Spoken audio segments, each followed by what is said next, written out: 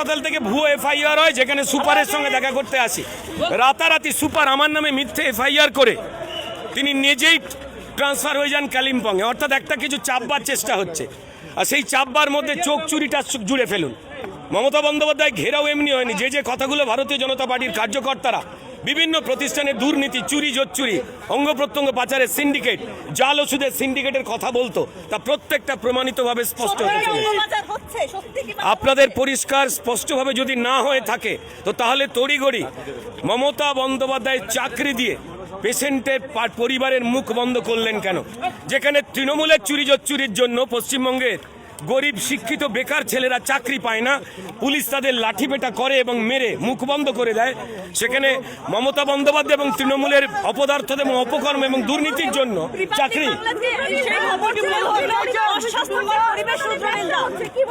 রোগীর পরিবার তারা বলছেন যে হাসপাতালে ব্যবসা হয়, এখানে অ্যাম্বুলেন্স থেকে ব্যবসা নিয়ে শুরু করা হয়, এখানে পেশেন্ট ভর্তি করানো হয়ে গেলেই বলা হয় যে এখানে হবে না, প্রাইভেট নার্সিংহোমে যান, চিরকুট নিয়ে দালাল রেডি থাকে। ওষুধ সেটা দামি ওষুধ অন্য জায়গা থেকে কিনতে হবে, ব্লাড সেটা পাওয়া যায় না, অ্যাম্বুলেন্স সেটাকে নিয়েও চলছে। প্রত্যেকটা মুহূর্তে দুর্নীতি। কদিন আগে আপনাদের নিশ্চয়ই মনে থাকবে যে সম্ভবত জুন জুলাই মাসে এই বারাসাত, অশোকনগর এবং হাওড়া থেকে অঙ্গ প্রত্যঙ্গ পাচারকারী কিছু লোক ধরা পড়ে এবং তার মধ্যে তৃণমূলের নেতারা ছিল। এবং আমরা নিজেরা মনে করছি এই চোখ চুরি, এই অঙ্গ প্রত্যঙ্গ পাচারকারীর ঘটনার সঙ্গে জড়িয়ে, ঠিক যেভাবে আরজি করে এই সন্দীপ ঘোষ প্রায় 200 কোটি টাকার এই অঙ্গ প্রত্যঙ্গ চুরির ঘটনার সঙ্গে জড়িয়েছিলেন, যা তদন্ত চলছে। আমরা ডেপুটেশন দিতে যাচ্ছি, জানতে চাইবো আমার নামে যে ভুয়ো এবং মিথ্যে এফআইআর তৈরি করা হয়েছে, যাকে দিয়ে করানো হলো, তাকে ট্রান্সফার করে দিলেন কোন সত্যি লুকোতে? মমতা বন্দ্যোপাধ্যায় ঘেরাও হয়ে বুঝতে পেরে গেছেন জনরোষ তার উপরে কিভাবে আছড়ে পড়েছে। অবশ্যই তিনি পদত্যাগ করবেন না, তিনি আমৃত্যু। তিনি হয়তো পরিষ্কার 3000 সাল অব্দি মুখ্যমন্ত্রী থাকতে চান।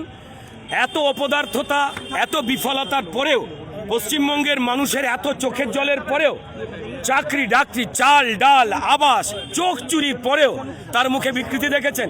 হিন্দুদের ওপরে অত্যাচার, মুর্শিদাবাদ, মোথাবাড়ি, মালদা, এত কিছুর পর হরগোবিন্দ দাস, চন্দন দাস, তাদের ফালা করে মেরে ফেলবার পরেও, এত হিন্দু বিতরণের পরেও আপনি দেখেছেন তিনি পদত্যাগ করেছেন। তার ইচ্ছা এই লুঠের রাজত্ব কায়েম করে যতদিন টিকে থাকা যায়, মানুষকে ভুল বোঝানো যায়, যাতে এসআইআর আটকে অবৈধ অনুপ্রবেশকারীদের ঘাড়ে এবং ভূতেদের ঘাড়ে ভর দিয়ে জেতা যায়। তার প্রত্যেকটা দুর্নীতির যে মিথ্যে প্লাস্টার দেওয়াল থেকে খসে পড়েছে।